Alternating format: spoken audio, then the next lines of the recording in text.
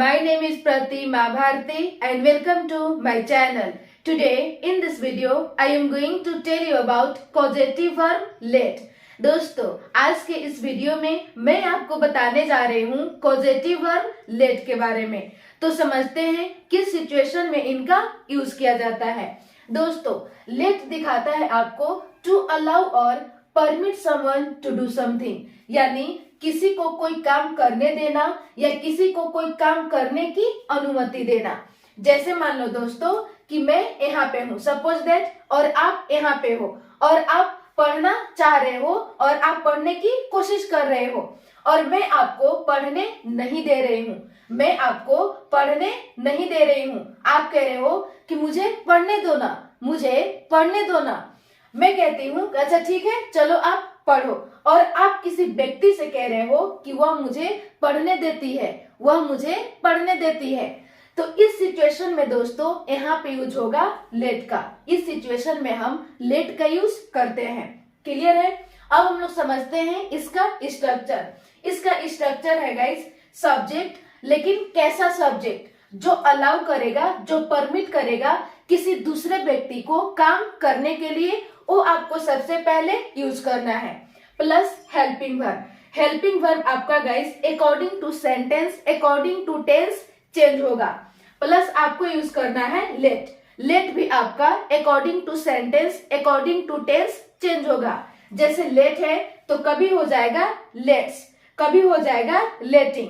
Plus subject, लेकिन कौन सा सब्जेक्ट? डूअर। जो अलाउ करने पे, जो परमिट करने पे सेंटेंस में काम करेगा, वो आपको यहाँ पे यूज करना है। यदि कोई फीमेल है तो आप पुट करोगे हर का, यदि कोई मेल है तो आपको पुट करना है हिम का। इसी तरह से us, them, me plus verb की first form and then object. ये है गाइस आपका स्ट्रक्चर।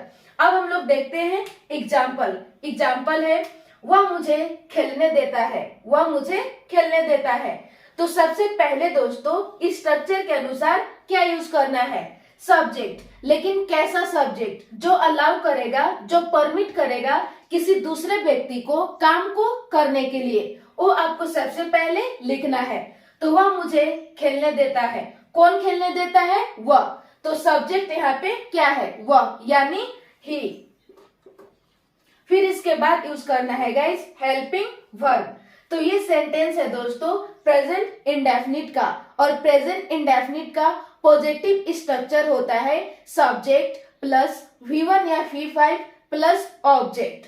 तो गाइस पॉजिटिव स्ट्रक्चर में आपका हेल्पिंग वर्ब नहीं होता है, तो हम लोग यहाँ पे पुट नहीं करेंगे। प्लस पुट करना है गाइस लेट। तो प्रेजेंट इंडेफिनिट में दोस्तों वर्ब का फर्स्ट फॉर्म या वर्ब का फिफ्थ फॉर्म का यूज किया जाता है। तो वह मुझे खेलने देता है। सब्जेक्ट आपका है सिंगुलर, और सिंगुलर के साथ यूज होता है वर्ब का फिफ्थ फॉर्म, यानी यहाँ पे हो जाएगा लेट्स। फिर इसके बाद पुट करना है दोस्तों सब्जेक्ट, लेकिन कैसा सब्जेक्ट? कौन सा सब्जेक्ट? डूअर। जो सेंटेंस में अलाउ करने पे, परमिट करने पे काम करता है, वो आपको यूज करना है। तो सेंटेंस है वह मुझे खेलने देता है। किसको खेलने देता है? मुझे, यानी मी। फिर इसके बाद पुट करना है दोस्तों वर्ब का फर्स्ट फॉर्म, और वर्ब आपका है खेलना, यानी प्ले। वह मुझे खेलने देता है। He lets me play। अगला सेंटेंस है मैं तुम्हें पढ़ने देता हूँ। तो दोस्तों सबसे पहले स्ट्रक्चर के अनुसार क्या यूज करना है? सब्जेक्ट, लेकिन कैसा सब्जेक्ट? कौन सा सब्जेक्ट? जो अलाउ करेगा, जो परमिट करेगा किसी दूसरे व्यक्ति को काम करने के लिए, वो आपको सबसे पहले यूज करना है। तो मैं तुम्हें पढ़ने देता हूँ। कौन पढ़ने देता है? मैं, यानी आई। फिर इसके बाद पुट करना है दोस्तों हेल्पिंग वर्ब। तो ये सेंटेंस है गाइस प्रेजेंट इंडेफिनिट का, और प्रेजेंट इंडेफिनिट का पॉजिटिव स्ट्रक्चर में आपका हेल्पिंग वर्ब नहीं होता है, तो हम लोग यहाँ पे पुट नहीं करेंगे। फिर यूज करना है दोस्तों लेट। तो प्रेजेंट इंडेफिनिट में दोस्तों V1 या V5 का यूज किया जाता है।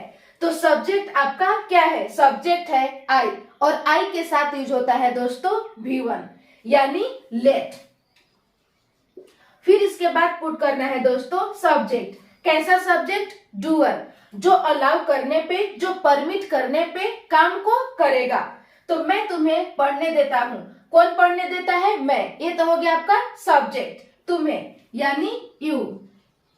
फिर इसके बाद पुट करना है वर्ब की फर्स्ट फॉर्म, और वर्ब आपका है पढ़ना यानी स्टडी। मैं तुम्हें पढ़ने देता हूँ, आई लेट यू स्टडी। अगला सेंटेंस है वह मुझे जाने दे रही है, वह मुझे जाने दे रही है। तो दोस्तों स्ट्रक्चर के अनुसार सबसे पहले आपको क्या यूज करना है? सब्जेक्ट। कौन सा सब्जेक्ट? जो अलाउ करेगा, जो परमिट करेगा।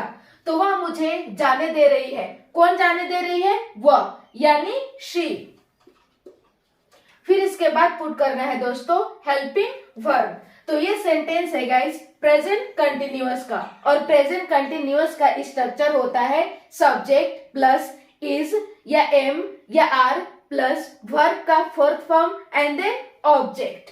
तो दोस्तों सब्जेक्ट आपका क्या है? सब्जेक्ट आपका है शी, और शी के साथ यूज किया जाता है इज। फिर इसके बाद पुट करना है दोस्तों लेट। तो गाइस प्रेजेंट कंटिन्यूअस में वर्ब का फोर्थ फॉर्म का यूज किया जाता है, यानी यहाँ पे यूज होगा लेटिंग। फिर इसके बाद पुट करना है दोस्तों सब्जेक्ट। कौन सा सब्जेक्ट? डूअर, यानी जो अलाउ करने पे, जो परमिट करने पे काम को करेगा। वह मुझे जाने दे रही है, मुझे यानी मी। फिर इसके बाद पुट करना है दोस्तों वर्ब का फर्स्ट फॉर्म, और वर्ब आपका है जाना यानी गो। वह मुझे जाने दे रही है, शी इज लेटिंग मी गो। अगला सेंटेंस है उसने मुझे पढ़ने दिया, उसने मुझे पढ़ने दिया। तो सबसे पहले आपको यूज करना है सब्जेक्ट। कैसा सब्जेक्ट? जो अलाउ करेगा, जो परमिट करेगा, वो आपको सबसे पहले यूज करना है यानी ही। फिर इसके बाद पुट करना है दोस्तों हेल्पिंग वर्ब। तो ये सेंटेंस है गाइस पास्ट इंडेफिनिट का, और पास्ट इंडेफिनिट का पॉजिटिव स्ट्रक्चर में आपका हेल्पिंग वर्ब नहीं होता है, तो हम लोग यहाँ पे पुट नहीं करेंगे। प्लस आपको यूज करना है लेट का। तो दोस्तों पास्ट इंडेफिनिट में वर्ब का सेकेंड फॉर्म का यूज किया जाता है, तो लेट का सेकेंड फॉर्म होता है गाइस लेट ही। फिर इसके बाद पुट करना है दोस्तों सब्जेक्ट डूअर, यानी जो अलाउ करने पे, जो परमिट करने पे काम को करेगा। उसने मुझे पढ़ने दिया, मी। फिर इसके बाद पुट करना है गाइस वर्ब का फर्स्ट फॉर्म, और वर्ब आपका है पढ़ना यानी स्टडी। उसने मुझे पढ़ने दिया, ही लेट मी स्टडी। ये हो गया गाइस आपका पॉजिटिव सेंटेंस। तो बस दोस्तों आज के लिए इतना ही। मिलते हूँ नेक्स्ट वीडियो में, और अगले वीडियो में हम लोग लेट का प्रैक्टिस करेंगे। Thank you.